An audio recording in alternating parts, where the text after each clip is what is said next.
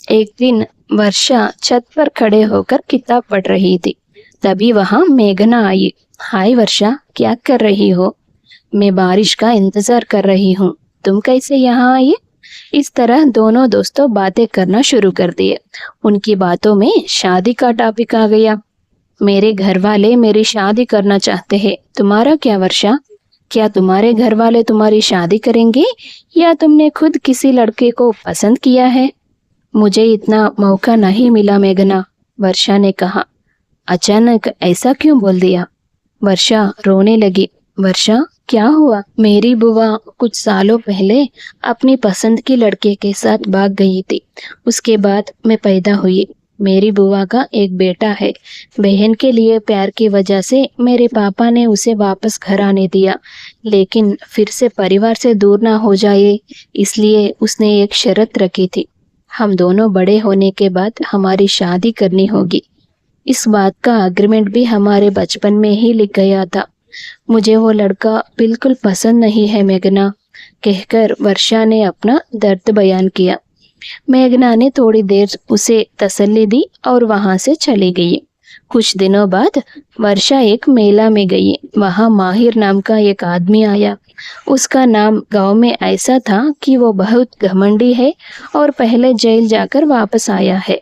मेला में वो अपने दोस्त के साथ बात कर रहा था। उसके दोस्त ने कहा, अगर तुम में सच में हिम्मत है तो किसी लड़की को शादी करके दिखाओ। माहिर ने तुरंत जवाब दिया, अभी करता हूँ, देखते रहो, और अपने दोस्त को चैलेंज किया। वो सीधा वर्षा के पास गया। वर्षा ने कितना भी रोका लेकिन उसने नहीं सुना और जबरदस्ती उसके गल में मंगलसूत्र पहना दी। उसके बाद उसने वर्षा को अपनी बाहों में उठा लिया और जबरदस्ती अपना घर ले गया। माहिर वर्षा को अपने घर ले जाने के बाद वो रोती रही और उसने डराया। उसके बाद उसका माता पिता वहां आए और बहुत मिन्नतें की, लेकिन कुछ फायदा नहीं हुआ। वो आंसू के साथ वापस चले गए। माहिर में कुछ ऐसी अच्छाई थी जो कोई भी नहीं सोच सकता था। अगले दिन ही वो वर्षा के लिए कुछ कपड़े लेकर आया और उसे दिए। उसने उसे सारी सुविधाएं दिए, लेकिन फिर भी वर्षा दुखी रही। दिन बीतते गए। एक दिन कन्ना ने माहिर से कहा, भैया, भाभी कब तक ऐसे दुखी रहेगी? कुछ तो करो। उसकी खुशी कहाँ है ये मुझे पता है। ये कहकर उसने एक वाटर टैंकर बुलवाया और पानी गिराकर बारिश जैसा माहौल बना दिया। वर्षा खुश होकर बाहर आई और बारिश में नाचने लगी। उस समय तक उसका दिल का सारा दर्द खत्म हो गया और उसके चेहरे पे मुस्कान आ गई। उस दिन शाम को वर्षा ने कन्ना से मिन्नती की। उसने अपने मायके ले चलो, वो डरते हुए उसे ले गया। जैसे ही वर्षा ने अपने माता पिता को देखा, उसका दर्द फिर से उमड़ पड़ा और तीनों मिलकर बहुत रोए। पापा, मैं उस कातिल के साथ नहीं रह सकती। कुछ भी कीजिए, मुझे उस पिंजरे से बाहर निकाल लीजिए। तुम जैसा सोच रही हो, माहिर वैसा नहीं है। वो ना ही बुरा है और ना ही कोई कातिल है। वो जमींदार का बेटा है। तुम्हारी बचपन में मैं उनके यहाँ काम करता था, तब से ही माहिर को तुमसे बहुत प्यार है। कुछ साल पहले माहिर अपनी बहन की पसंद के लड़के से उसकी शादी के बाद करने गया था। वहां उसका होने वाले जीजा जी का किसी और आदमी से झगड़ा हो गया। वो आदमी उसकी बहन के बारे में बुरा बोल रहा था। गुस्से में आकर एक शराब की बोतल से वो उसने मारा और वो वहीं मर गया।